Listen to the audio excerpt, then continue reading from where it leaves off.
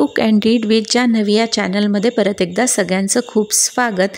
सध्या शारदीय नवरात्राचा उत्साह सगळीकडे आहे आणि सगळ्या देवींच्या मंदिरात खूप गर्दी आहे। मला पण ओटी भरायची होती तेव्हा माझ्या बहिणीनी जी की शनिवार पेठेत राहते तिने मला या मंदिराबद्दल सांगितलं आणि मी इथे ओटी भरली। हे मंदिर आहे अष्टभुजा देवीचं मंदिर। ज्याप्रमाणे तुम्हाला दिसतच आहे की तिच्या 8 भुजा आहेत आणि ती मोरावर आरूढ झालेली आहे।